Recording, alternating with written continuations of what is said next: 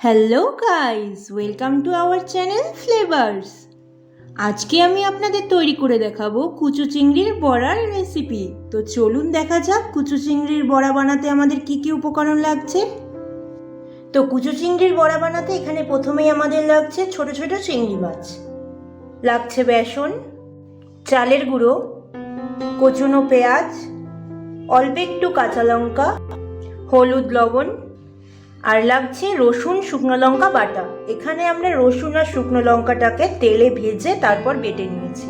সবার প্রথমে এখানে আমরা দিয়ে দেব লবণ, দিয়ে দেব হলুদ গুঁড়ো, ভেজে বেটে রাখা শুকনো লঙ্কা, রসুন, কাঁচা লঙ্কা, কুচনো পেঁয়াজ, এগুলোকে ভালোভাবে মিশিয়ে নেব চিংড়ি মাছের সাথে।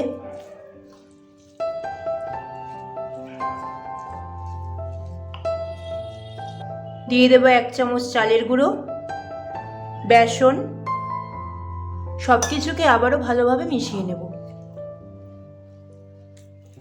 এখানে আমাদের ভালোভাবে সব কিছু মেশানো হয়ে গেছে। এবার সবগুলোকে একটা বড়ার আকার দিয়ে দেব।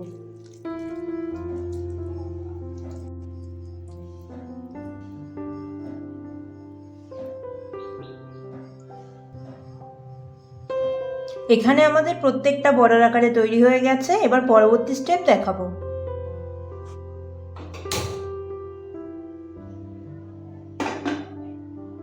এখানে কড়াই গরম হয়ে গেছে, দিয়ে দেব তেল। এখানে কড়াইয়ের তেল গরম হয়ে গেছে, একে একে দিয়ে দেব বড়াগুলো।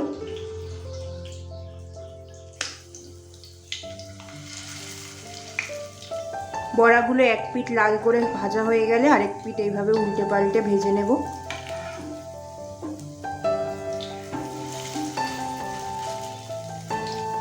এখানে আমাদের বড়াগুলো ভাজা হয়ে গেছে। এবার আমরা এগুলো পরিবেশন করে নেব।